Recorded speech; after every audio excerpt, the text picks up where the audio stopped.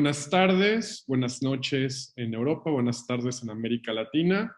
Sean bienvenidos a esta conferencia inaugural del Diplomado en Antropología de la Sexualidad que presenta el CISAF y es organizada por la División de Filosofía y por la División de Familia y Género. El día de hoy nos acompaña el doctor Rodrigo Guerra López, que nos presentará la conferencia El género como hecho, perspectivas personalistas. Es para mí un honor que nos va a acompañar el doctor Rodrigo Guerra, como ustedes saben, fundador del CISAF y que hoy nos acompaña desde Roma con esta encomienda que tiene como secretario en la Comisión Pontificia para América Latina. Sin más preámbulo, presento al doctor Rodrigo Guerra.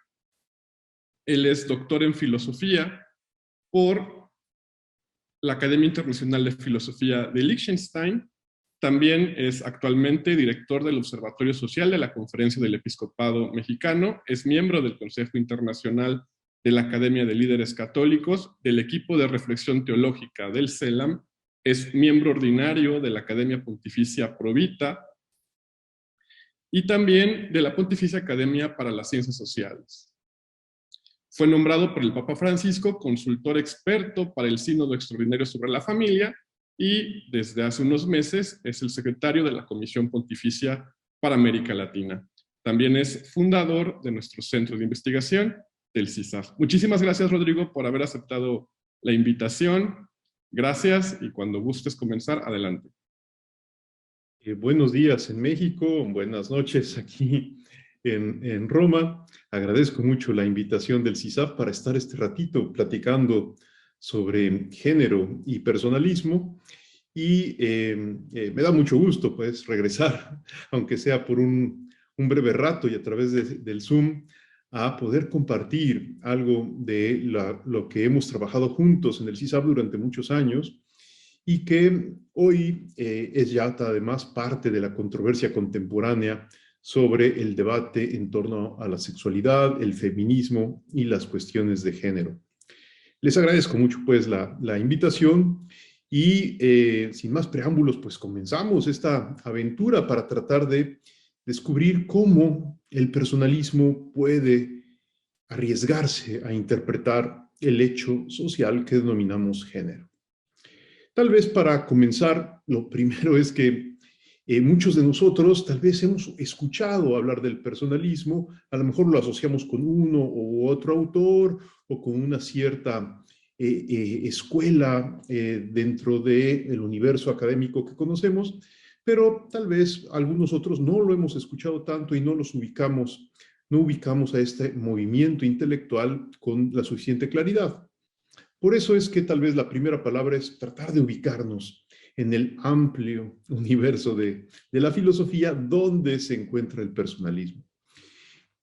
El personalismo no es una escuela, digámoslo así, rígida de pensamiento, es un amplio movimiento intelectual que converge en un punto muy importante, en reconocer la centralidad, la primacía de la persona humana y su dignidad como referente fundamental en el ámbito práctico, en el ámbito ético-político, por ejemplo, y como referente fundamental en las cuestiones más especulativas, como son aquellas de la metafísica.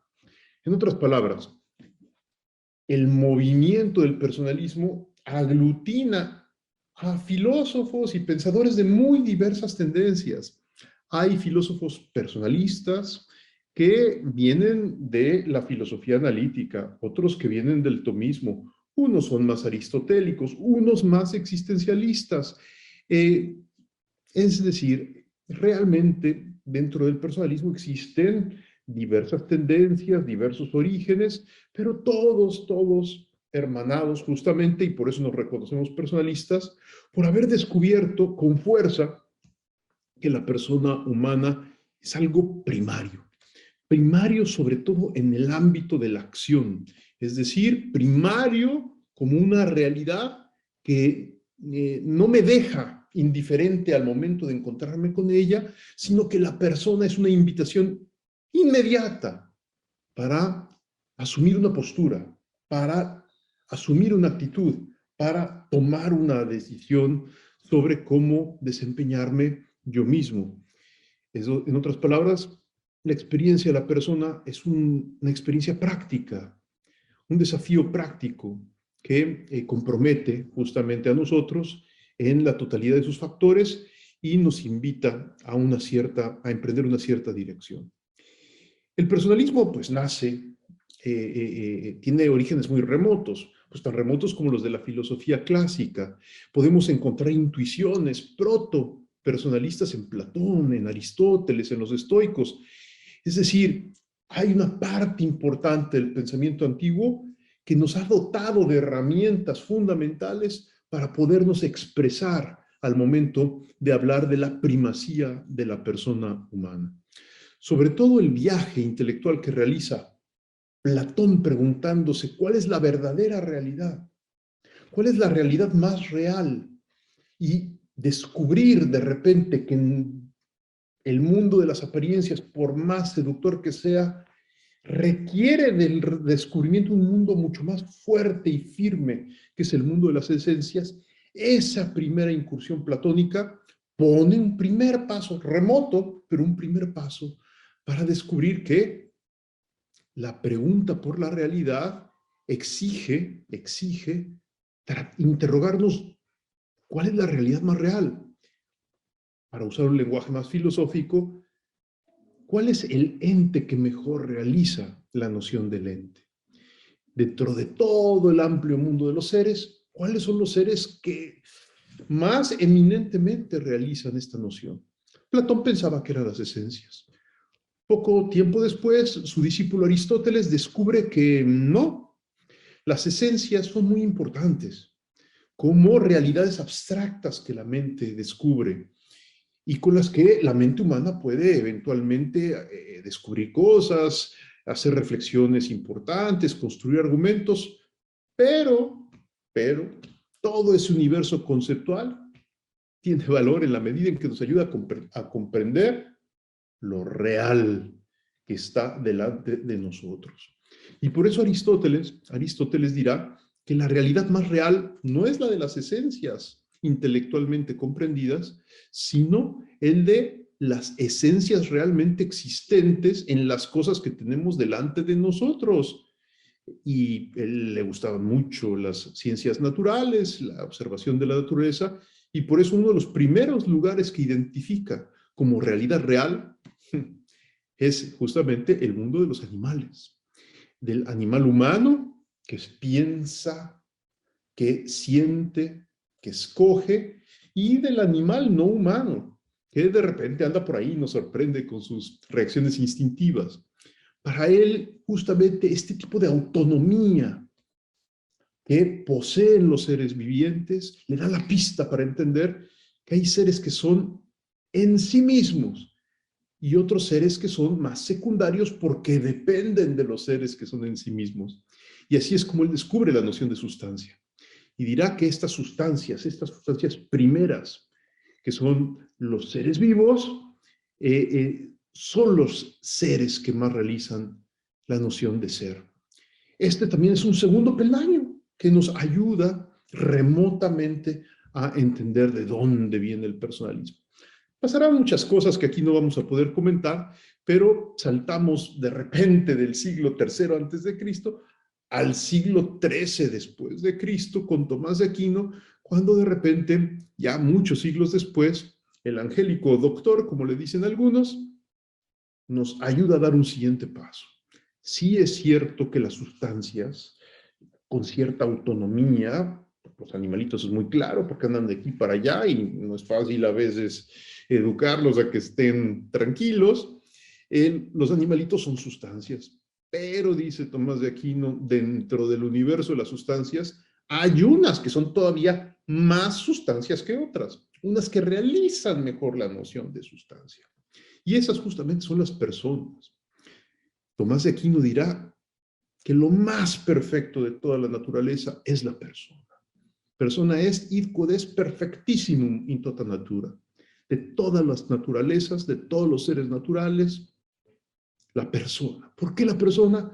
Porque no solo la persona posee el ser en sí mismo, sino que se puede adueñar, por así decirlo, de el ser que está fuera de él a través del conocimiento. Y a través de un acto amoroso de libre entrega, puede eventualmente compartir su ser y recibir el ser del otro a través del amor.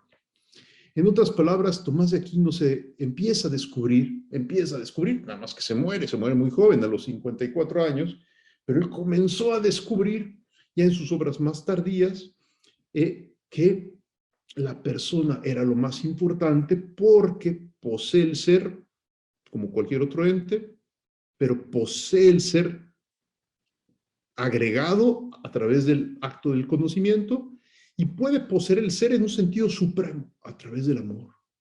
Yo puedo decirle a mi amada, soy tuyo, me entrego, y ella me puede decir algo análogo, y en esa mutua entrega, la posesión del ser, que no es posesión de dominio, sino es una posesión gozosa, más basada en la admiración y en la acogida de un gran don que en el dominio administrativo o de poder. Es en ese acto, que es el acto propiamente amoroso, como la persona manifiesta que es el ser por antonomasia. Por antonomasia. Estos antecedentes, que son antiguos y medievales, le sirvieron justamente al personalismo para que ya en el siglo XX se exploraran cosas más arriesgadas. Algunos filósofos, sobre todo el así llamado padre del personalismo, Emmanuel Mounier, descubrirá que estas cosas que vienen del pasado, sumadas a algunas reflexiones de Emmanuel Kant, sobre todo en un librito que se llama Fundamentación de la Metafísica de las Costumbres, ponen unas bases muy fuertes para construir una nueva manera de interpretar el universo y de interpretar particularmente la realidad humana, que él le llama personalismo. ¿Qué es lo que le dio Kant al personalismo? Pues sobre todo la certeza, la reflexión argumentada de que las cosas tienen precio, pero las personas poseen dignidad. Es decir, la distinción esencial entre cosa y persona, Kant la desarrolla en la fundamentación metafísica de las costumbres, y eso le permite decir, las personas deben ser respetadas siempre como fines y nunca deben de ser usadas y mucho menos sacrificadas como meros medios. Con todos estos materiales, Emmanuel Mounier empieza a hacer una reflexión muy existencial, muy potente, y se da cuenta que no basta hacer reflexiones, sino que es necesario hacer de esto una propuesta militante para acoger y abrazar al otro, porque en el otro yo puedo descubrirme y realizarme como persona. Por eso Emmanuel Mounier también le dirá a su propia posición filosófica personalismo comunitario, porque él se da cuenta que la persona no es un yo aislado, sino que la persona se realiza como persona justamente en el encuentro con los demás. Es decir, la persona es una realidad altamente relacional que, gracias a esa capacidad de orientarse, de ordenarse a otras como ella, puede construirse en algún grado y realizarse a sí mismo de una manera tal que solitariamente no lograría. Cuando el personalismo empieza, por ejemplo, hacia los años 30, 40, 50, a adquirir este perfil, inmediatamente las corrientes más hegemónicas de pensamiento que existían en la primera mitad del siglo XX, pues empiezan a interactuar, a discutir y a bombardear con preguntas y cuestionamientos al personalismo. Para las posiciones que estaban más centradas, por ejemplo, en el socialismo, en los distintos socialismos y sobre todo en el marxismo soviético, que fue pues, muy característico y hegemónico en la primera mitad del siglo XX en algunos países, el personalismo resultaba sumamente extraño y cuestionante. ¿Por qué? Porque los personalistas solían defender los derechos de todas las personas, en particular de los más pobres, con gran vigor, pero al mismo tiempo eran críticos del craso materialismo de la filosofía marxista. Entonces, de repente, esto generaba una especie de cortocircuito intelectual entre los aparatchiks, entre el aparato intelectual o burocrático de los partidos comunistas europeos, porque inmediatamente cuando se detectaba un personalista, se detectaba una especie de hombre de izquierdas, pero que no era materialista, sino que creía en la existencia del espíritu y que a veces hasta tenía prácticas religiosas pues muy cuestionables para la ortodoxia marxista, como la devoción a la Virgen María, algo muy característico del fundador, por ejemplo, del personalismo y de sus primeros amigos, que fue Emmanuel Mounier, y sus amigos Nikolai Berdyaev, Jacques Maritain y otros, que eran muy devotos de la Virgen María.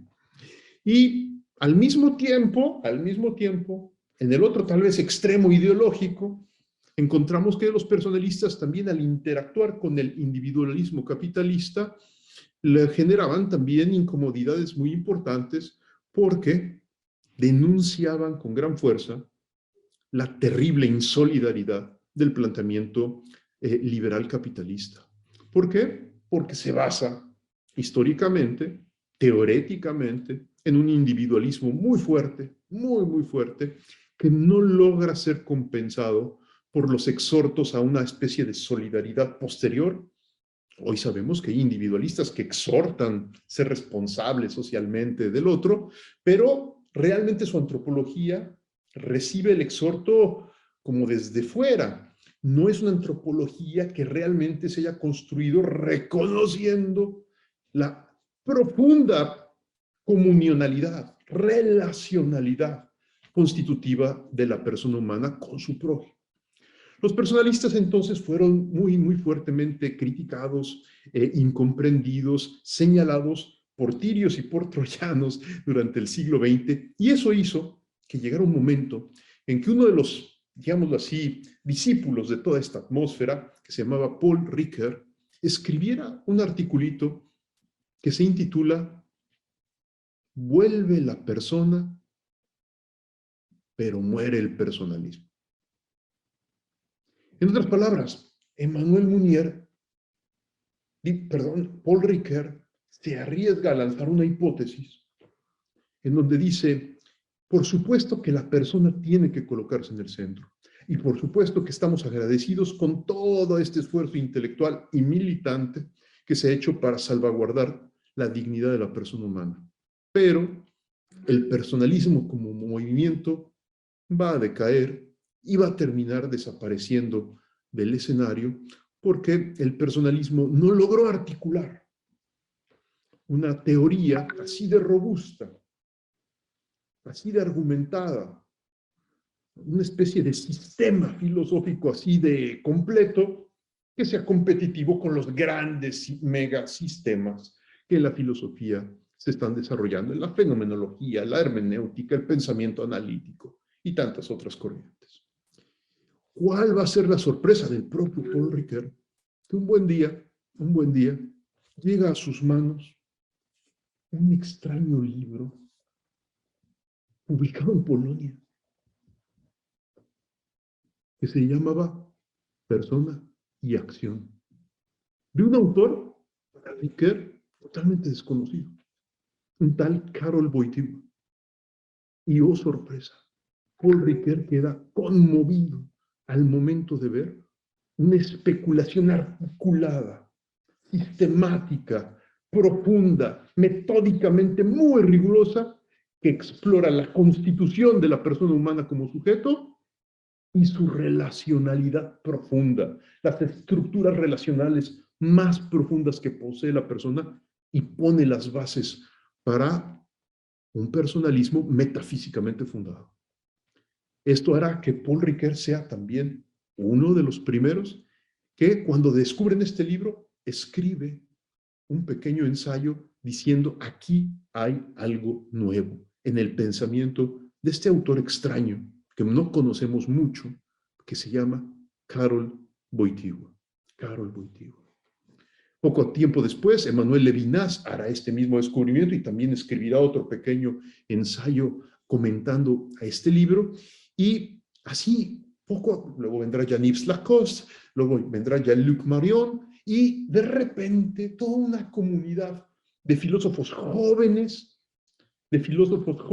hacia finales de los años 70 están comenzando a ver que hay un joven filósofo polaco. Muchos de ellos no prestan atención de que es un sacerdote, que es el arzobispo de Cracovia, que está escribiendo un verdadero planteamiento innovador que asume mucho de la tradición clásica, pero que también la critica en algunos puntos fundamentales y está creando una nueva perspectiva intelectual que eventualmente fecundará luego su desempeño como pontífice de la Iglesia Católica. Juan Pablo II, justamente ya como papa, pues expanderá el universo del personalismo a horizontes que ni el propio Emmanuel Mounier jamás soñó. Y hoy por eso muchas personas identifican la palabra personalismo con Juan Pablo II, porque sin lugar a dudas es uno de los autores que a nivel teórico más y mejor ha logrado construir no solamente exhortos para defender la persona humana, sino argumentos rigurosos, ciertamente muy técnicos, que aún algunos de los más apasionados defensores de Juan Pablo II suelen ignorar o evadir. Lamentablemente. El personalismo entonces es un amplio movimiento, Tiene muchas características, ha tenido muchos rendimientos en el ámbito social, económico, político, cultural, evidentemente en el ámbito religioso. Pero uno de los rendimientos más profundos es justamente en una reconsideración de la vida sexual de la persona. Y ahí es donde de repente descubrimos que se empieza a conectar el personalismo justamente con este universo que hoy tenemos delante, que son los desafíos sobre las interpretaciones contemporáneas del sexo y del género en el mundo actual.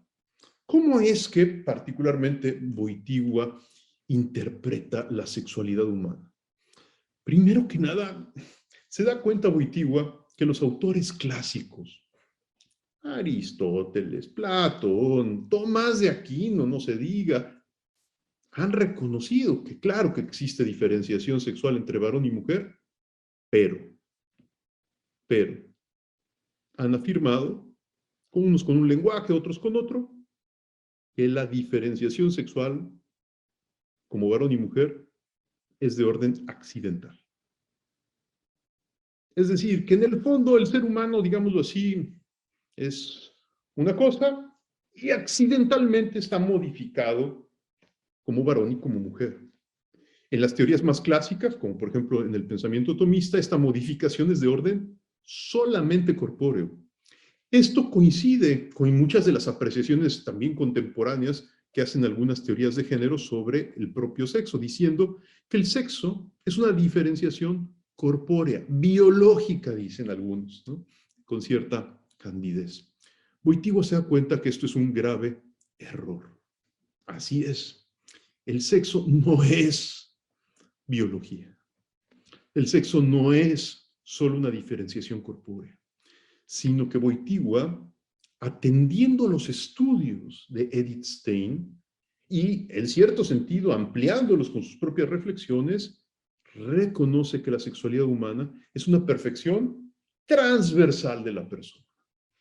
Es decir, que no solo el cuerpo está diferenciado entre varón y mujer, sino que el psiquismo es diferenciado, que el comportamiento social es diferenciado, que las neuronas están diferenciadas y los genes están diferenciados, que existen procesos neurofisiológicos peculiares, unos muy comunes entre varones y mujeres y otros distintos. Y por lo tanto, Wojtyła se empieza a dar cuenta que aquí hay que hacer una reconsideración. Y justamente todas sus investigaciones en el ámbito del personalismo le dan las herramientas para hacer esta investigación sin entrar en cortocircuitos insuperables. Tal vez una de las cosas que más le ayudó a Wojtyła a descubrir esto es hacer la siguiente reflexión, que voy a tratar de hacer despacito para que veamos su poder argumentativo.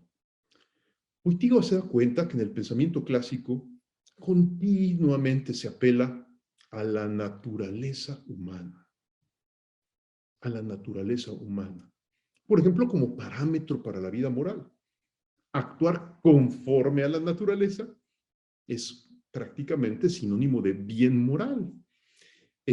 Y de esta manera, muchas veces, esta forma de hablar que se dio, por ejemplo, en algún cierto mundo medieval, ha hecho creer a algunos que el verdadero sujeto de las operaciones humanas, de las actividades humanas, de las conductas humanas, de las interacciones y relaciones humanas, es la naturaleza. Y Wojtyła hace una reflexión muy sencillita y dice, no es cierto. La naturaleza humana es una dimensión de la persona, pero no es un ente. El lenguaje, digamos, muy académico y propio de los filósofos, la naturaleza humana es un ens quo, no es un ens quod. Es un ente por el que el ente va a ser, no un ente que. O sea, en otras palabras, la naturaleza humana no es todo lo que es la persona humana. ¿Qué es la naturaleza humana? La especie, lo que tú y yo tenemos en común. Pero además de lo que tenemos en común, tenemos varias diferencias. Simplemente que tú eres tú y yo soy yo. Justamente el cúmulo de lo que tenemos en común con todas y sus diferencias y hasta el número de pecas que tenemos en la piel es lo que constituye a la persona humana. La persona humana se refiere al totum et integrum, dice Karol Wojtyła, al totum et integrum. De esta manera está recuperando lo mejor, por ejemplo, del pensamiento de Santo Tomás, que reconocía a la persona como el todo y a la naturaleza como una parte. Parte muy importante, pero parte. Y parte que no existe por sí como al margen de la persona. Quien realmente existe en el mundo real es la persona. Lo voy a decir de una manera sencillita, pero espero que lo cuente. Realmente cuando de repente alguien nos deslumbra, cuando una chica queda deslumbrada por haber conocido a un hombre sumamente atractivo y masculino y que le llama la atención, o viceversa, cuando un hombre descubre una mujer muy atractiva, de repente, por ejemplo, se dice, oh, ahí está la mujer, el hombre. Realmente es una manera superlativa, ¿no?, de hablar de un hombre o de una mujer. Lo que existe realmente no es el hombre en abstracto, sino lo que existe es este hombre en concreto, que es una realización particular de la condición humana. Las naturalezas no andan caminando por la calle. Los que andamos caminando por la calle somos las personas, Juan, Pedro, María, tú y yo. Somos los que realmente existimos. Por eso Santo Tomás decía que los actos son de la sustancia individual. Acte sunt suppositorum. Los actos son de los supuestos, es decir, de las sustancias individuales, no de las naturalezas. La naturaleza no actúa. La naturaleza es principio de operación a través de la persona. La persona es el verdadero sujeto de imputación de actividades mentales, afectivas, decisiones, comportamientos sociales y de la vida sexual. En otras palabras, la sexualidad atraviesa todas las dimensiones, tanto corpóreas como no corpóreas, como propiamente psíquicas y espirituales, que constituyen a la persona. Wojtyła con esto realmente entonces logra entender la sexualidad de una manera más holística, que supera cualquier genitalismo burdo o sofisticado que pueda haber existido. Y nos ayuda a entender que entonces el ser varón o el ser mujer es un atributo de toda la persona. Por eso a Wojtyła le gusta decir, hay personas masculinas, personas femeninas.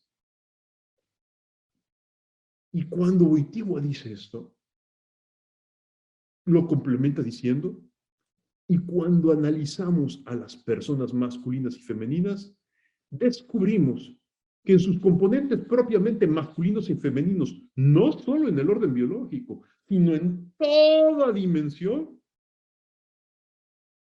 las personas son constitutivamente demanda de relación complementaria y recíproca del sexo opuesto.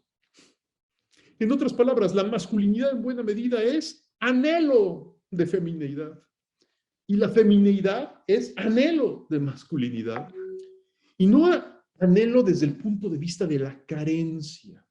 Muchas personas dicen, entonces estás planteando en el fondo que varón y mujer son como dos medias naranjas, la vieja teoría de que somos seres incompletos y nos tenemos que unir para ser más plenos. No, no, no, Wojtyła es un enemigo de Aristóteles en este punto. Aristóteles creía que los seres humanos nos volvemos sociales por menesterosidad, porque tenemos ciertas carencias y entonces necesitamos al otro para nuestra propia perfección.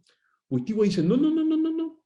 El fundamento más profundo de la sociabilidad humana no es la menesterosidad, sino es la plenitud que posee la persona humana como sustancia que la hace ser algo muy bueno que tiende naturalmente a compartirse. Los medievales habían dicho ya, bonum diffusivum sui. El bien tiende a difundirse, a expandirse, a compartirse por el mero hecho de ser bien. Lo propio de una naturaleza muy perfecta y muy buena es compartirse. La persona humana, en la medida en que tiene riqueza, busca que esa riqueza se expanda y se participe hacia los demás. Y esto eminentemente se realiza como tensión estructural de la persona en la mutua orientación del varón a la mujer y de la mujer al varón. Y de la mujer al varón. Rápidamente, en el contexto contemporáneo, alguien puede decir, oye, pero los homosexuales, ¿qué son? ¿Y cómo se interpreta eso? ¿No serán entonces una cosa que como que contradice o prueba que Wojtyła está equivocado? Wojtyła, sin haber entrado a hacer estudios sobre homosexualidad, pero pone las bases para poder decir algo que hoy también todos los estudios sobre homosexualidad y otros comportamientos sexuales reconocen, que la infraestructura básica de toda persona humana es su identidad sexual como varón o como mujer, a partir de la cual luego se desarrollarán conductas sexuales afortunadas, desafortunadas o como nos parezcan. Y quedarán esos comportamientos condicionados por esta infraestructura básica. Lo voy a decir de otra manera. Hasta, por ejemplo, en la conducta homosexual existe diferenciación sexual. No es lo mismo la homosexualidad masculina que la homosexualidad femenina. Y existen hoy estudios diferenciados que permiten ver distintos, que no es exactamente igual el fenómeno gracias a la diferenciación sexual. La diferenciación sexual es un factum, es un hecho brutal, no meramente biológico, no meramente biológico. Quienes reducen la sexualidad a pura biología caen en ideología. ¿Por qué? Porque la persona es más que biología. La persona es también biografía. La persona es también dimensiones psíquicas y espirituales que se explican de otra manera. En esta sesión no vamos a poder afrontarlas todas, pero sí vamos al menos a poder señalar que el ser humano, gracias a que tiene una historia única y irrepetible, gracias a que tiene libertad, gracias a que anhela amar y ser amado, manifiesta que hay algo más que lo somático, que lo orgánico, que lo biológico, que lo constituye profundísimamente y lo hace ser así como es. Para Wojtyła, justamente el descubrir esta dimensión interior y subjetiva de la persona le permite articular una teoría del cuerpo muy poderosa. Aquí también no vamos a poder desarrollar todos los temas asociados a la teoría del cuerpo de Wojtyła, pero lo sintetizo en una sola idea de Wojtyła, que es una de sus más características. El cuerpo es signo exterior de la persona. En otras palabras, lo que yo soy se manifiesta somáticamente a través del cuerpo. El cuerpo no es un añadido a lo que yo soy. Yo soy cuerpo, no tengo cuerpo, dice Wojtyła. Los seres humanos no tenemos cuerpo, somos cuerpo. Y cuando lo reconocemos desde una dimensión que es más que cuerpo. Y este es el misterio de la persona. La persona es un ser corpóreo, pero que al mismo tiempo reconoce que es un ser corpóreo a través de una capacidad metacorpórea que se anuncia a través del lenguaje, de la libertad y hasta del lenguaje no verbal que el cuerpo manifiesta. Juan Pablo II, ya como pontífice, por ejemplo, tendrá unas catequesis maravillosas sobre el cuerpo, el amor humano, y hay una muy poco conocida sobre el baile, en donde explica la importancia que tiene el cuerpo para manifestar el espíritu. El cuerpo humano no es como el cuerpo de los animales, y mucho menos como el cuerpo de las piedras, sino que el cuerpo humano, por así decirlo, es una herramienta lingüística. El cuerpo humano no es solamente un amasijo de músculos, sino es una forma de expresión de la persona. Gracias al cuerpo, el interior se expresa, es decir, sale hacia afuera y lo que estaba implícito se vuelve explícito por el cuerpo. El cuerpo, en otras palabras, es una gran ventana de manifestación de la persona, es la forma como la persona está instalada en el espacio y el tiempo, aun cuando la persona no se agota en el espacio y en el tiempo. Este misterio de la persona, este desequilibrio constitutivo de la persona entre ser un ser corpóreo y al mismo tiempo un ser psíquico, y que ambas cosas no están pegadas, sino forman una unidad sustancial, dirá Wojtyła, es lo que le da fuerza a una teoría de la sexualidad humana.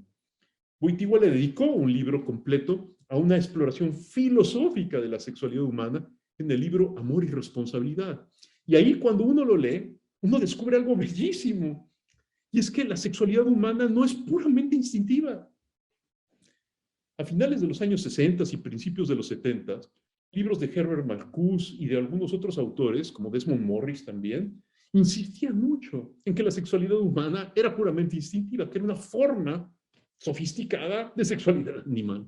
Y Wojtyła con argumentos de orden psicológico, biológico y sobre todo con penetración filosófica estricta, sin apelar a la revelación, muestra en Amor y Responsabilidad que la sexualidad humana es parte del itinerario y de la vocación de la persona para algo más grande que el sexo. En otras palabras, la sexualidad humana, si bien tiene finalidades erótico-afectivas muy nítidas, no se agota ni se realiza a plenitud en ellas, sino a través del amor. El amor es algo más que el sexo. Es más aún, es el amor el que le da plenitud erótica al amor erótico. No es el amor erótico el que a sí mismo le da sentido y plenitud a su afán de satisfacción, sino es el ágape, la entrega, el arriesgarse a colocarse en las manos del otro y decir, confío en tu persona, en tu libertad. No solo que no me vas a maltratar, sino de que me vas a recibir como un don y viceversa. Y entonces cuando se dan estos intercambios amorosos, sucede algo maravilloso y es que las personas se enamoran y eventualmente establecen comunidades estables como son el matrimonio y la familia, y eventualmente vienen los hijos como fruto justamente de esta entrega generosa. Pues la sexualidad entonces es interpretada por Wojtyła dentro de un dinamismo mayor, que es como el afán y la tensión estructural más profunda de la persona, que es el anhelo de amar y ser amados. El anhelo de amar y ser amados. ¿Por qué es importante decir esto en una conferencia en donde tenemos que hablar del género como hecho? Porque justamente Karol Wojtyła, en Persona y Acción, y luego en algunos otros estudios menores, como uno que se llama El papel de la praxis en la constitución de lo humano de la persona, en esos ensayos, Wojtyła desarrolla una intuición potentísima que hoy nos puede ayudar a entender cuál es la posición del personalismo ontológicamente fundado en materia de género. ¿Cuál es esta intuición? De que el ser humano, al momento de descubrirse como algo más que cuerpo, es capaz de dos cosas. Trascender sus dinamismos instintivos gracias al descubrimiento de la verdad. Es decir, tiene capacidad de ser libre y de optar por el verdadero bien que descubre su inteligencia. A esto le llama Wojtyła trascendencia vertical. Y que ese mismo acto tiene como una dimensión subjetiva, tiene un impacto subjetivo en la persona, que le llama Wojtyła integración. La integración entre espíritu, alma y cuerpo se hace justamente cuando la persona se decide por la verdad y por el bien. En el momento en que yo hago el bien, me hago el bien, crezco como sujeto bueno. Algunos se preguntan por qué Wojtyła no escribió un libro sobre las virtudes. Si ustedes revisan todas las obras de Wojtyła, no tiene ningún escrito sobre virtudes. No, poquititos ahí cuando era muy, muy jovencito, en los años 50, pero eran escritos como que de refilón, todavía no construía todo su pensamiento.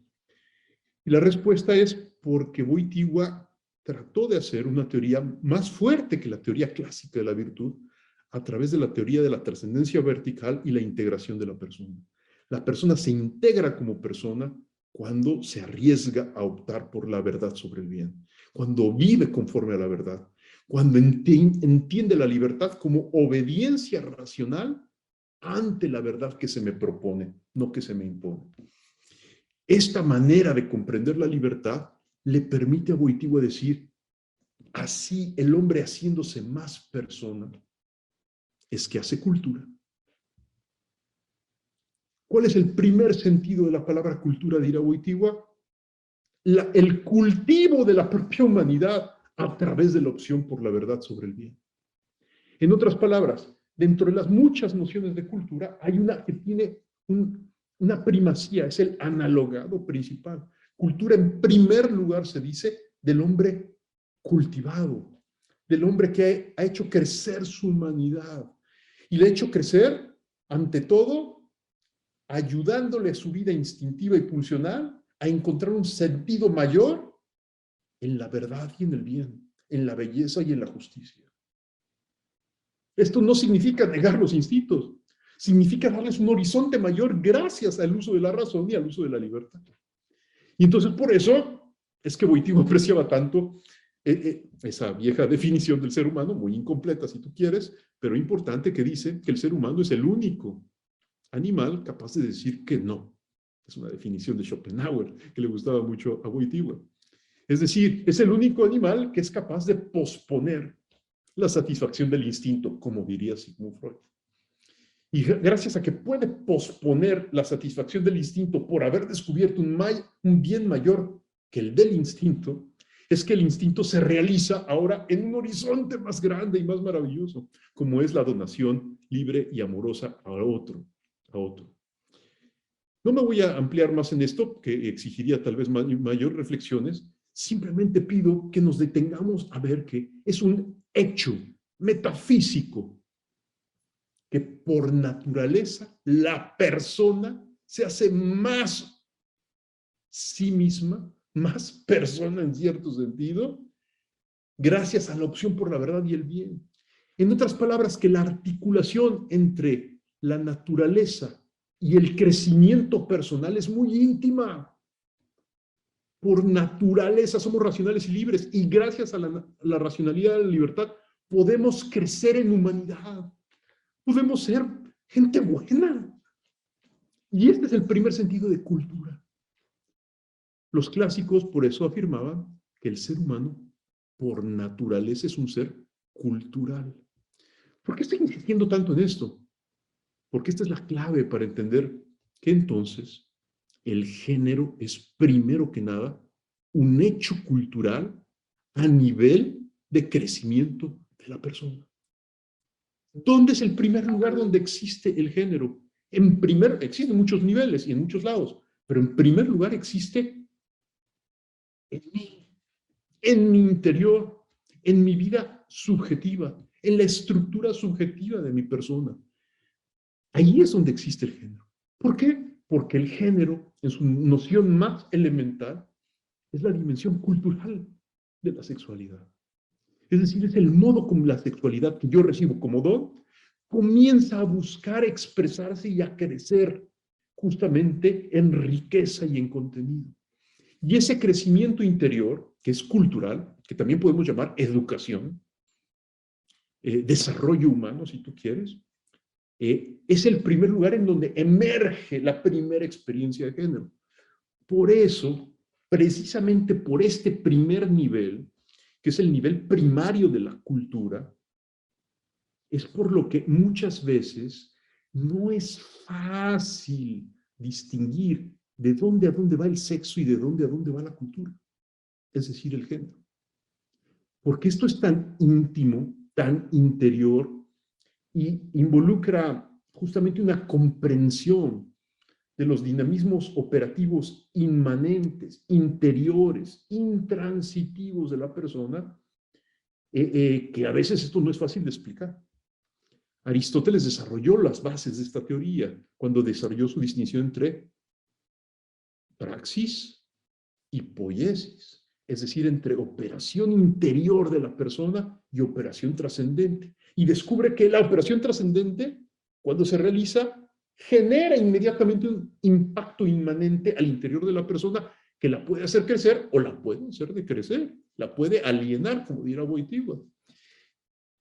El descubrir este universo, el universo del crecimiento o del decrecimiento de lo humano en cada persona, y que tal vez los medievales dirían el descubrimiento de la virtud o del vicio, porque es algo muy parecido a la vieja teoría de la virtud y el vicio, es la clave para entender cómo se articula la sexualidad con el género. Porque la sexualidad, que es un hecho y un don, yo soy un varón o soy mujer, de repente, empiezan a vivirse y experimentarse como llamada al crecimiento interior a través de cada una de nuestras decisiones.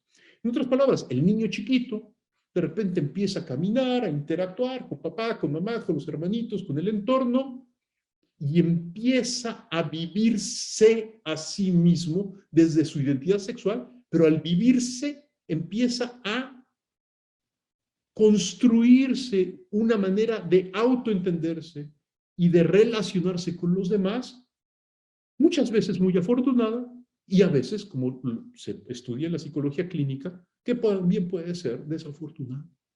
También puede ser desafortunada. Ahorita, sin hacer juicios morales y mucho menos clínicos, simplemente lo importante es descubrir que la naturaleza y la cultura están muy relacionadas, que el ser humano por naturaleza es cultural. No son dos planos superpuestos como si fueran dos mundos heterogéneos, el de la naturaleza y la cultura. No, sino que la naturaleza humana, precisamente porque es humana, está participada dentro de la cultura.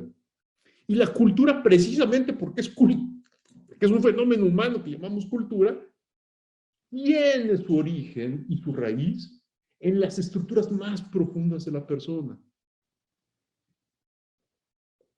Mutatis mutandis, de la misma manera podemos decir que entonces el ser varón o ser mujer están participados en sus manifestaciones socioculturales, que llamamos género.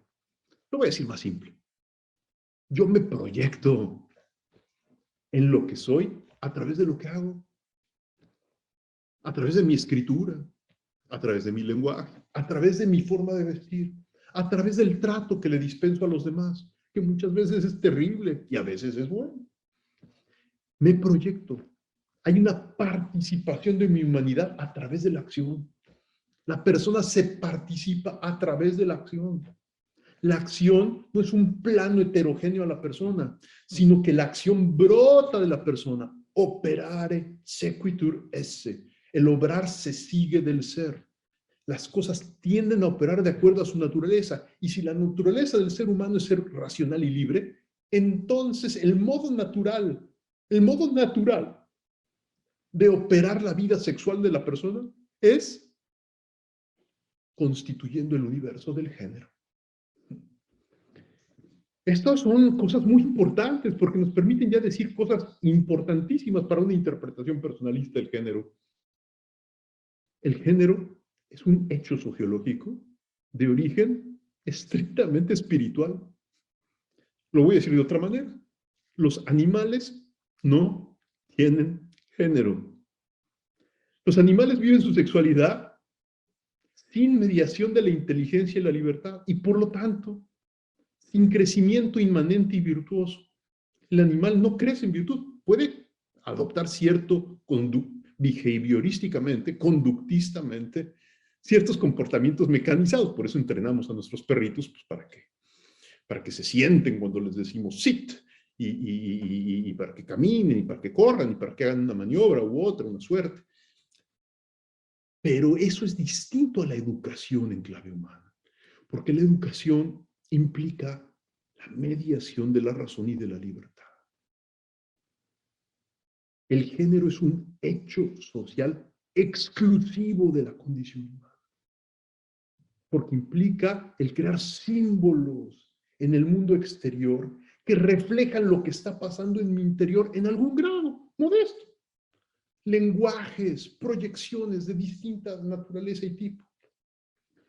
El primer lugar donde existe el género entonces es en el mundo interior y un segundo nivel es en el mundo exterior. Wojtyła decía que había tres niveles de la realización de la cultura. El nivel subjetivo, que es la integración de la persona como persona.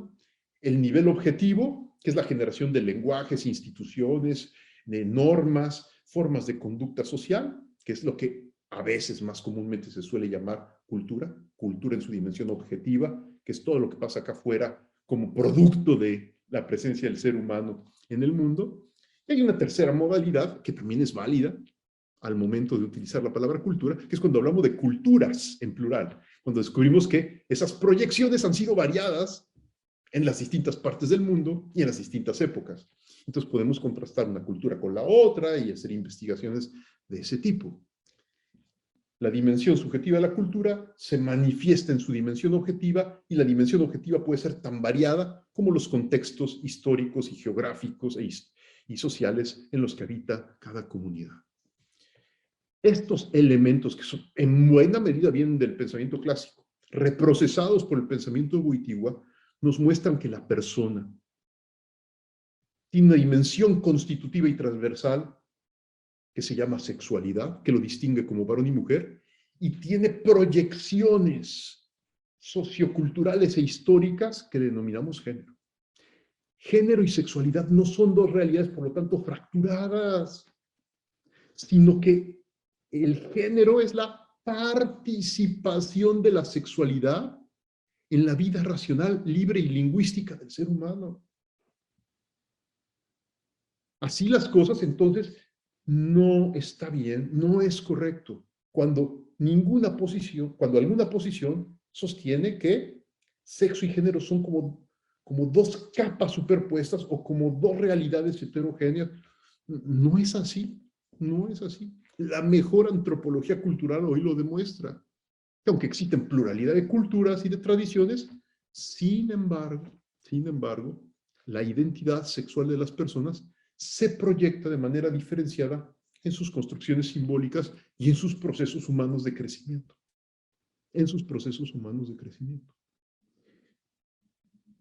Pensemos que hasta, por ejemplo, cosas tan clásicas como la educación diferenciada, que en algunas escuelas todavía se suele defender, educación de varones, de mujeres, parte implícitamente en el reconocimiento que los procesos de crecimiento humano no son exactamente iguales en el varón y en la mujer. Tu servidor no aquí va a hacer ninguna apología de la educación diferencial. Simplemente lo que quiero decir es que la intuición de que los varones hay que educarlos de una cierta manera y a las mujeres de otra cierta manera, tiene al menos el aspecto positivo y valioso y verdadero de detectar que la sexualidad involucra caminos de crecimiento diversos y por lo tanto realizaciones culturales y simbólicas diversificadas, a las que hoy contemporáneamente les denominamos género. La palabra género entonces significa primero que nada un hecho antropológico, luego un hecho social y civilizatorio, un hecho lingüístico, un hecho sociológico y político. Eso significa la palabra género. Es un hecho, un factum que brota de la condición humana. Los animales no tienen género. Sí tienen sexo, pero no género. Porque para tener género es necesaria la mediación racional y libre. Yo voy a ir cerrando porque ya sé que estamos todos cansados, ya van a dar las 8 de la noche aquí en Roma y tenemos que ir cerrando de alguna manera esta reflexión. La cierro con cosas muy rápidas y muy importantes. Primero que nada, cuando uno mira este hecho, muchas veces uno lo mira con lentes de color distinto. Y por eso es que existen diversas teorías de género. Hay tantas teorías de género como corrientes filosóficas hay en la actualidad. Yo sé que hoy es muy popular decir que todas las teorías de género proceden de una cierta interpretación cultural del marxismo, el marxismo cultural. Pues esto, por más extendido y repetido que sea, no resiste el más mínimo análisis filosófico o político, mucho menos histórico. Porque si bien es cierto que existen ciertos feminismos, o a lo mejor hasta alguna teoría de género que pueda tener algún grado de inspiración marxista, también existen teorías de género que no tienen inspiración marxista, que tienen inspiración existencialista, estructuralista, postestructuralista, psicoanalítica, propiamente posmoderna, etc. En otras palabras, las teorías de género son las interpretaciones filosóficas muy diversas que se hacen sobre el hecho que hemos descubierto. Y por supuesto que en estas teorías hay un gran debate, en donde el personalismo tiene que aprender a participar y a discutir con argumentos y razón. En este debate, desde mi punto de vista, no todas las teorías están igualmente correctas, pero sí es importante decir que de todas se puede aprender algo. De la misma manera como los antiguos, como los medievales y como los hombres contemporáneos, como Karl Wojtyła, aprendieron de distintos autores de distintas tendencias y supieron reconocer la parte de verdad que había, aún en pensadores muy polémicos, como es el pensamiento de Max Scheler. Como ustedes saben, Karl Wojtyła aprendió muchísimo de Max Scheler y le reconoce un gran valor a su filosofía, aun cuando Max Scheler terminó siendo panteísta y abandonó a su esposa y se fue con una alumna y, en fin, hizo de su vida un verdadero desastre. Sin embargo, Wojtyła reconocerá que hay una gran dosis de verdad en el pensamiento de Scheler y algunos errores graves. De la misma manera, hoy tenemos que aprender a reconocer la parte de verdad que puede haber en las distintas teorías de género, es decir, las distintas teorías que intentan explicar cómo es que existen roles diferenciados entre varón y mujer a nivel social, cultural, político, algunos más afortunados y algunos más desafortunados. Cuando la categoría género se utiliza para hacer análisis social, indiscutiblemente nos permite ver cosas. Decimos la categoría género tiene un carácter heurístico, es decir, nos permite aprender cosas nuevas. Como por ejemplo el descubrir que no todas las proyecciones masculinas o femeninas a nivel social corresponden a la dignidad de la persona.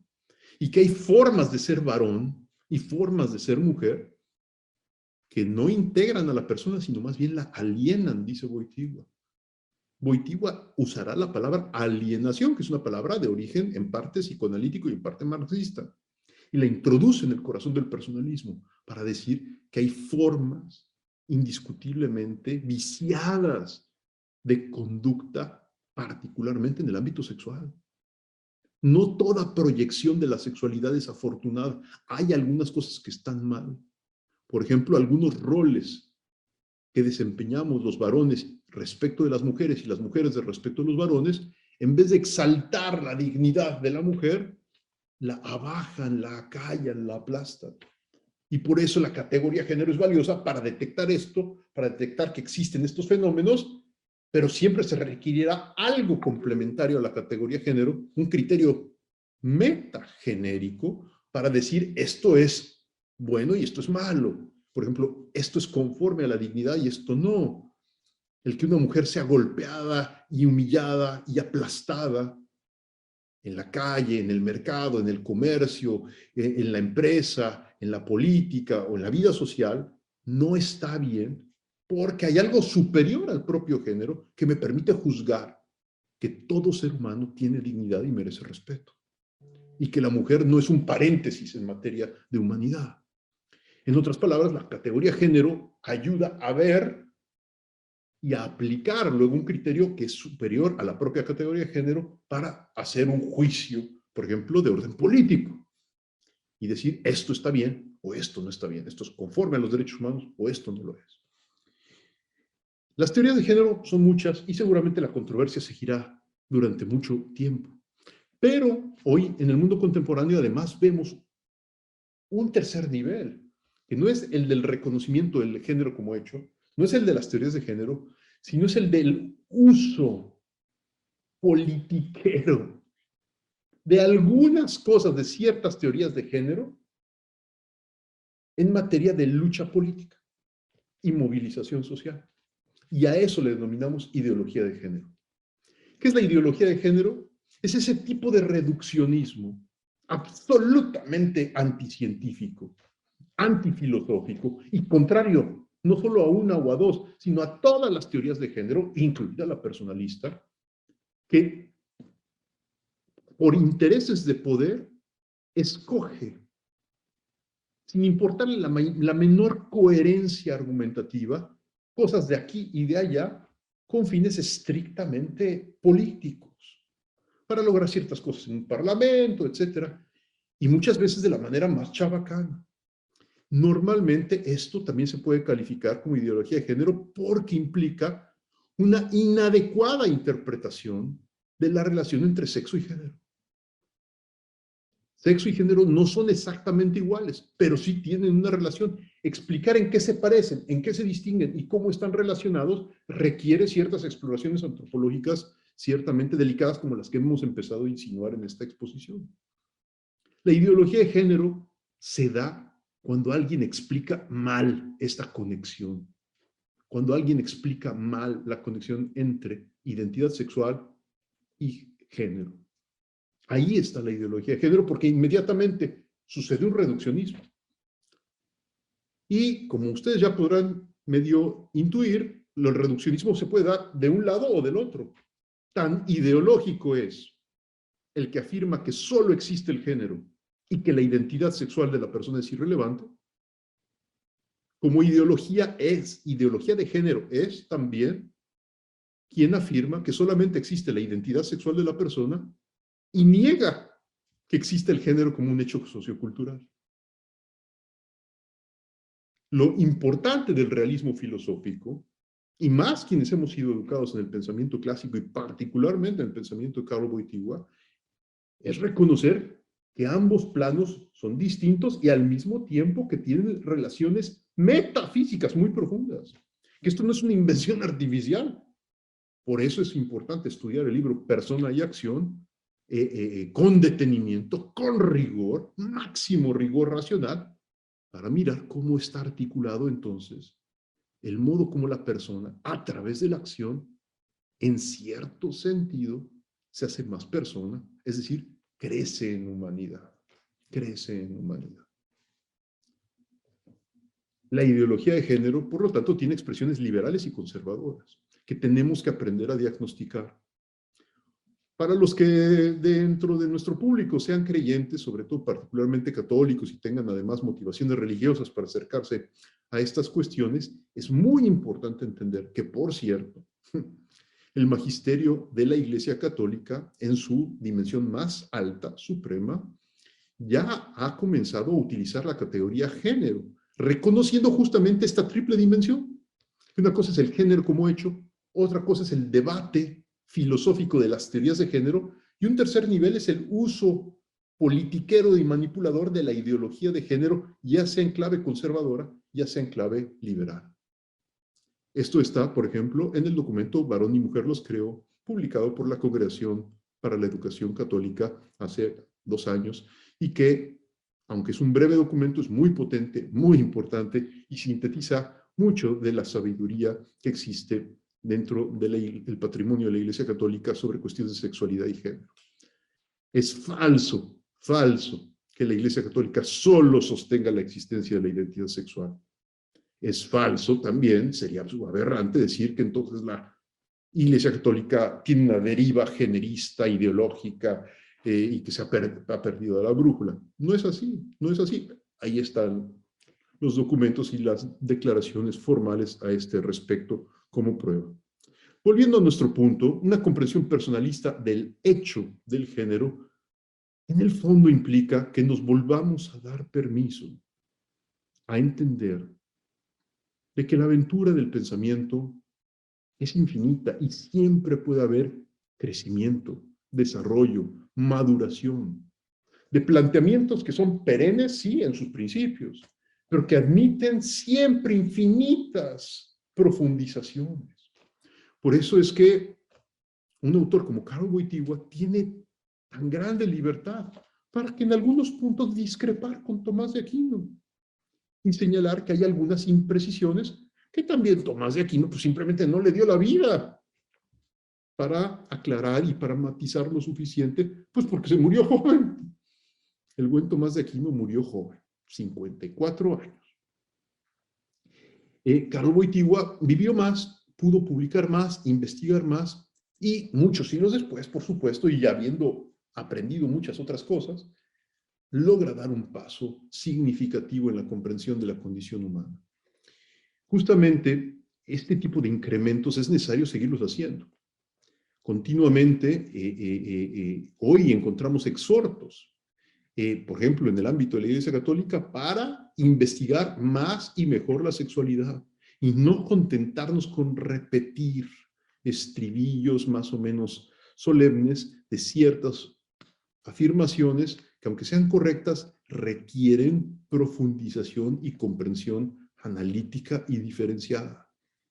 Una repetición meramente mecánica de la verdad, sin profundizar en ella, puede terminar lastimando la verdad. ¿Cuántas veces no en el siglo XIII se ideologizó a Aristóteles? ¿Cuántas veces luego, ya en el siglo XIX y XX, se ideologizó a Tomás de Aquino? Hoy encontramos el fenómeno gravísimo de la ideologización de hasta del mismísimo Karol Wojtyła a Juan Pablo II. Cuando se les congela y se cree que basta la repetición de afirmaciones para entonces ya estar en sintonía con ellos, sin entender que lo más importante con todos estos autores, de los que es posible aprender tanto, es cuando uno aprende no solamente sus afirmaciones, sino su método para continuar pensando por uno mismo, habiendo aprendido de ellos. Justamente cuando el ser humano se da este permiso, es que se puede incursionar en nuevos territorios y lograr nuevas exploraciones que permitan mostrar mejor la verdad, la bondad y la belleza de las verdades perennes.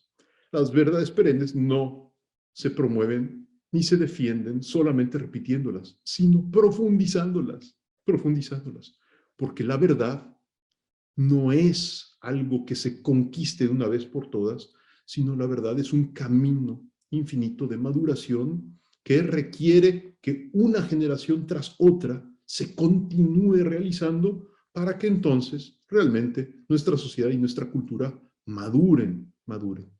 Cuando vemos cosas tan trágicas como la guerra, como la violencia, como el desprecio a la dignidad de las personas, en especial de las más vulnerables, tenemos una señal empírica, histórica, muy importante, de que no hemos aprendido esta lección, de que tenemos que volvernos a dar la oportunidad de reconocer la verdad en todo y en todos, para tender puentes, no polarizar las diferencias y de esa manera enriquecernos con la mirada de todos y construir entre todos una sociedad más digna en la que todos, entre otros los varones y las mujeres, podamos aprender a vivir con mayor respeto a nuestra dignidad y a nuestras diversas diferencias.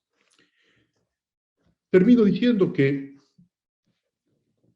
la categoría género, que designa un hecho social, también es una categoría socioanalítica que nos permite reconocer desigualdades en las relaciones entre los sexos, formas patológicas de racionalidad que muchas veces hemos aprendido por malas formas en las que hemos sido educados.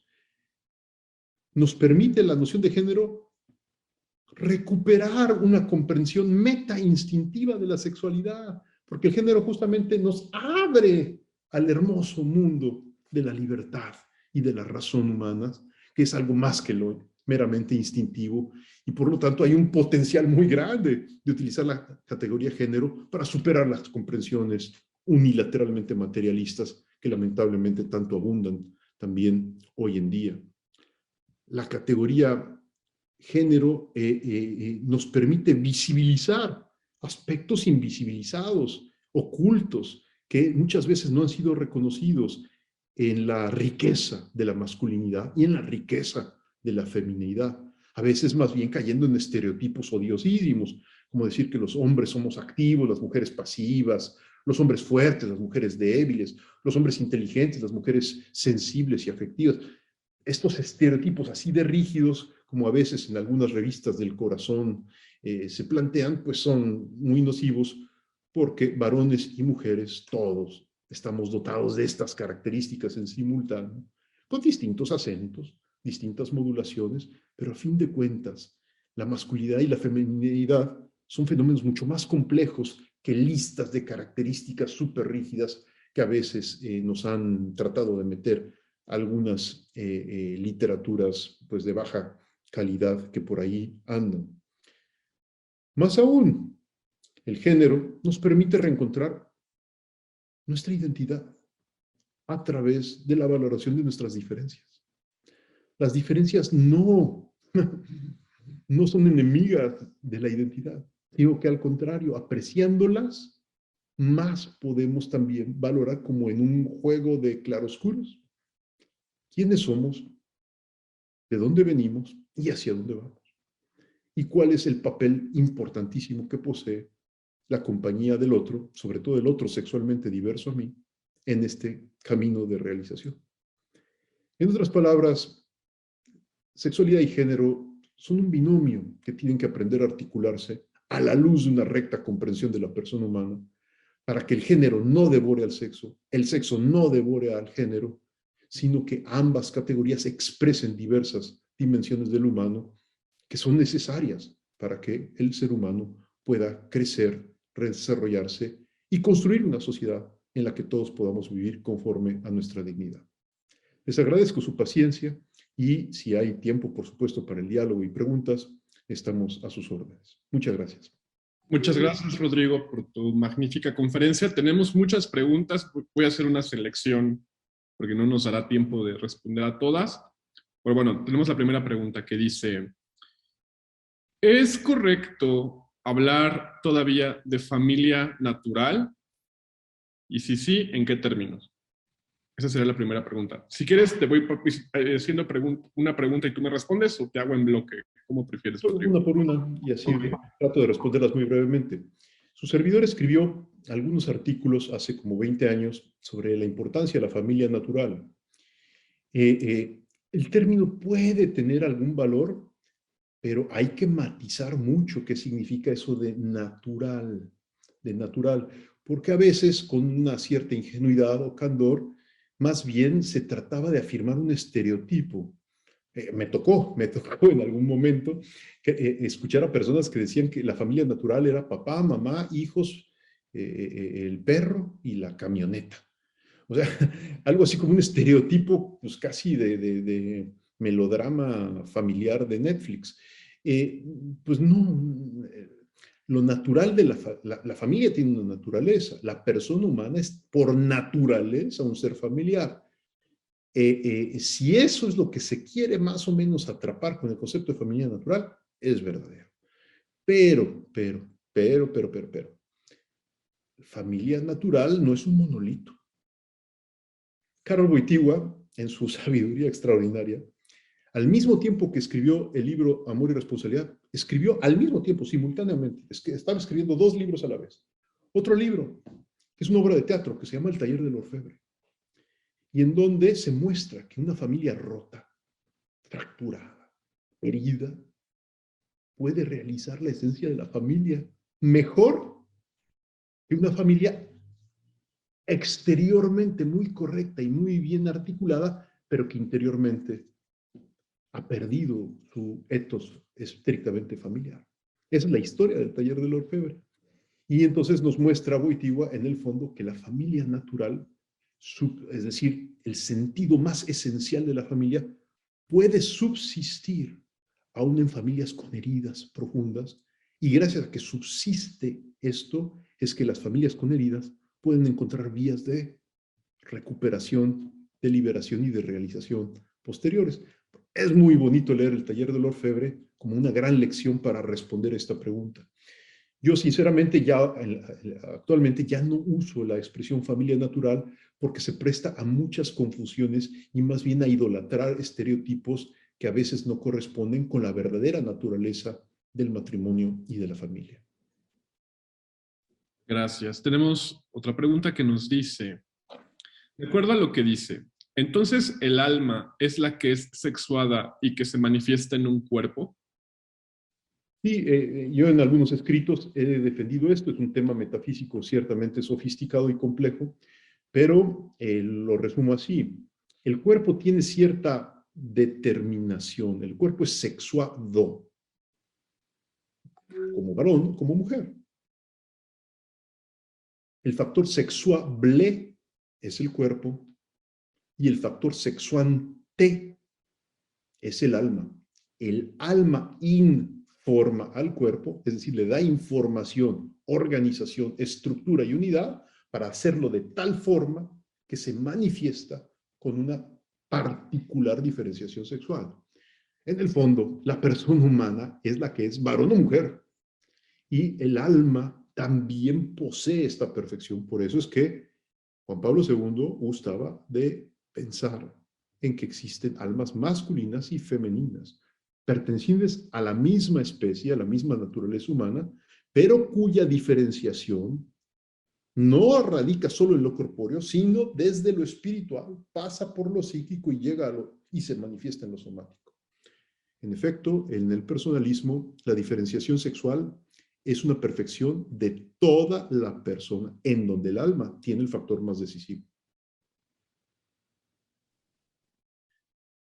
Tenemos otra pregunta que es relacionada a la anterior. Dice, si el cuerpo humano es la expresión no limitada de la persona, dicha expresión se encuentra en medio de una cultura. ¿Cuál es el límite del contexto cultural para influir en la manifestación externa o corpórea de la persona? Sí, el límite, ¿no? O sea, ¿hasta dónde influye la cultura en la persona? Uy, pues hasta hay formas muy penetrantes de influencia y formas más superficiales. No toda la cultura tiene un igual impacto en la subjetividad de la persona, pero sí es importante descubrir que la influencia puede ser muy profunda. Hoy existen nuevos estudios en materia de biología molecular que nos han permitido descubrir que el patrimonio genético de las personas se activa, es decir, se expresa, los genes se expresan no por sí mismos, sino por agentes externos al propio patrimonio genético. Esto es lo que se denomina información epigenética. Y una parte, no toda, parte de la información epigenética que influye en la expresión de los genes es de origen cultural. Entonces, la relación entre cultura y biología es más estrecha de la que nos imaginamos.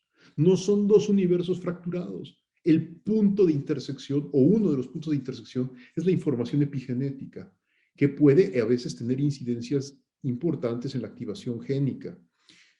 Dicho de otra manera, hay formas muy penetrantes, hasta a nivel genético, en donde la cultura puede llegar a afectar a una persona, por ejemplo, en el orden biológico, no se diga en el orden psicológico, educativo, espiritual, etcétera. Por supuesto que hay afectaciones. Ahora bien, todo el contexto sociocultural que nos rodea ¿Nos afecta? Sí. ¿Nos condiciona? Sí. ¿Nos determina? No.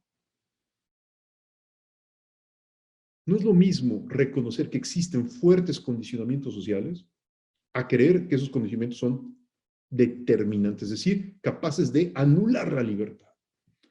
La libertad del ser humano siempre es la capacidad que tenemos, tú, yo y todos, de dar sorpresas. Y por lo tanto de trascender nuestros contextos socioculturales. Un buen día en que todo el contexto nos hace sentirnos muy enojados, a lo mejor con cierto autodominio y cierta virtud, reaccionamos con paz ante una agresión. Y eso muestra la capacidad que el ser humano tiene de trascender sus instintos, eso que Wojtyła llamaba trascendencia vertical. Y en ese momento se inaugura un nuevo momento en la historia, el momento de la sorpresa de la libertad, que puede ser algo, afirmar un valor más grande que el de la vida instintiva, que a veces nos conduce a la violencia. Por eso es que, por ejemplo, en situaciones tan conflictivas como la actual, en donde hay guerras y muertes, etcétera, siempre hay esperanza. En la medida en que haya libertad, hay esperanza. Sobre este tema tenemos dos preguntas. Si quieres te las doy en bloque, Rodrigo, y las respondemos. Nos dice una, dice, ¿qué pasa con las personas que nacen con un cuerpo con hermafroditismo? ¿Cómo ahí el alma informó el cuerpo de esa forma? Y la siguiente pregunta es, ¿pero lo genético y lo epigenético sí nos determina o no?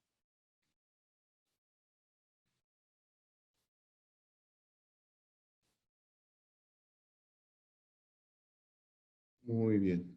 Respecto de lo primero, el hermafroditismo es un fenómeno en donde existe una malformación congénita, a veces de origen, por ejemplo, genético, a veces de, digamos, estructuras organizativas posteriores, pero en fin, es una malformación orgánica. Que el alma informe al cuerpo no lo hace de manera despótica. La estructuración y organización que el alma le provee al cuerpo no es despótica, no es absoluta y determinada. Por supuesto que la materia puede ofrecer mayor, por así decirlo, maleabilidad para que el alma la informe o cierta resistencia por causas que se exploran normalmente cuando uno estudia, por ejemplo, biología molecular. Voy a poner ejemplos un poco paralelos, nada más para ilustrar. De repente, un bebé es concebido, la mamá de repente sufre el influjo de radiación por uranio, por cobalto, etc. Y entonces hay una afectación corpórea que impide que el alma organice al cuerpo de la manera más idónea. ¿Por qué? En el fondo, porque hay otra materia informada que irrumpe y afecta el desarrollo orgánico, que es la que está asociada a las partículas radioactivas. Y es por eso que pueden existir personas que nacen sin un bracito, sin una pierna, sordos, mudos, ciegos, con una malformación de un tipo o de otra, hasta en el orden sexual, como puede ser el hermafroditismo. Esto no significa que el alma haya sido, no esté funcionando. Significa que la materia a veces es está más habituada a recibir su forma. Tomás de Aquino usaba la expresión para hablar de la materia habitudinem ad formas, es decir, hay materias más dispuestas y otras menos dispuestas para recibir el alma espiritual. El ejemplo, digamos, clásico es un vaso de vidrio. Aquí no tengo un vaso de vidrio a mi alrededor, pero, por ejemplo, esta materia, este objeto de materia, que es un celular, ¿puede recibir alma espiritual? La respuesta es no, por indisposición de la materia. La materia ya está a tal grado organizada por una forma distinta a la forma espiritual que no puede recibir una alma espiritual. Para que la materia reciba un alma espiritual y la alma espiritual, digamos, le comparta sus beneficios estructurantes y organizadores, requiere ciertas características materiales.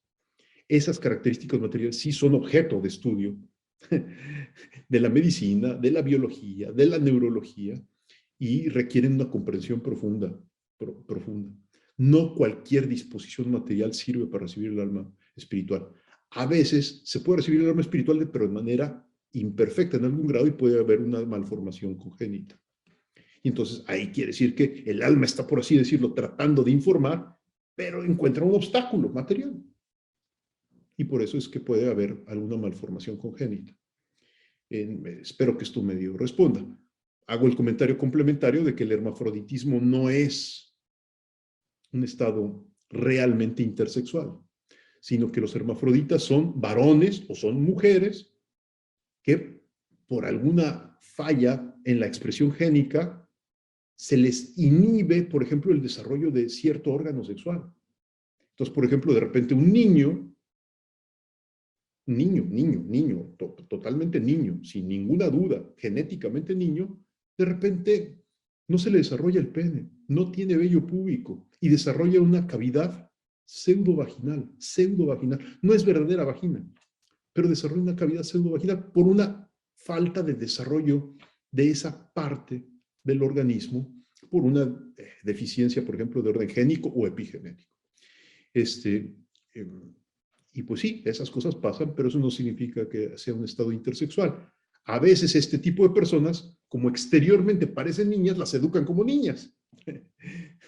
Llega la adolescencia y les gustan las niñas, y entonces les califican de lesbianas. Y no lo son, es un niño al que le gusta una niña. Nada más que lo educaron como niña y entonces parece que son dos niñas que se gustan, pero no es así. Es un niño y una niña, realmente. Espero que no haber confundido con esta explicación, pero mostrar que hasta el hermafroditismo es una modalidad de realización corpórea imperfecta de la identidad sexual masculina o femenina. Y la segunda pregunta, en donde decían si lo genético o lo epigenético determina, no. El modo como lo genético condiciona la condición humana es muy fuerte. Pero la determinación, en otras palabras, seguramente hay elementos genéticos y epigenéticos que están al origen de mi personalidad y de la tuya. De repente, entre otros muchos factores, están esos elementos. Y tú y yo nos comportamos, por ejemplo, yo más colérico y tú más flemático. Pero un buen día, el colérico le da la sorpresa al universo de que decide comportarse todo el día como flemático y el flemático como colérico. Y eso es fruto de su libertad. En otras palabras, la libertad siempre, ahí sí, Emmanuel Kant fue maravilloso al decir, es un factum brutal. Es un hecho fortísimo que se impone en su evidencia al interior de la conciencia y que manifiesta que el ser humano puede más que sus determinismos, por ejemplo, por así decirlo, físico-químico-neurológicos, puede más y puede dar sorpresas, No estoy queriendo decir que si el hombre por su libertad quiere volar, de repente le salgan plumas y salga volando. Está condicionado por su cuerpo, pero no está determinado al grado que con creatividad puede inventar un avión y volar. Terminando, tenemos más preguntas, pero voy a seleccionar dos. Nos dice nuestra amiga Feli Merino, saludos Feli, que dice, Qué gustazo. la familia tradicional es utilizada para defender lo que se constituye más bien la idea de familia burguesa. Y se dice que esa familia tradicional es lo que defiende la iglesia, hombre que trabaja y mujer en casa. ¿Cree usted que se puede defender otra idea de familia posmoderna y que nos invite a repensar los nuevos estereotipos que desde la ideología de género requieren precisamente romper todo estereotipo? ¿Es posible superar las tipologías? Y yo creo que los estereotipos siempre existirán, son como parte también del patrimonio cultural, no siempre negativo, muchas veces negativo, pero que está flotando, pues no hay una sola sociedad en donde no haya habido estereotipos asociados a la vida sexual de las personas, roles de género muy fijos, y bueno, Ahorita no voy a hacer calificaciones morales de eso, simplemente señalar que es parte de la vida cultural el de repente tener prejuicios, convicciones, creencias, algunas que aciertan cosas muy bellas y otras que pueden estar profundamente equivocadas, ¿no? Aquí, por ejemplo, ahora que estoy en el Vaticano, he descubierto que muchos departamentos, déjenme poner este ejemplo que es sabrosísimo, ¿no? Están estructurados arquitectónicamente de una manera tal en donde está la sala, está el comedor, y muy lejos, a través de un corredor, se llega a la cocina, en donde están unos cuartitos, allí junto a la cocina, donde viven las monjitas.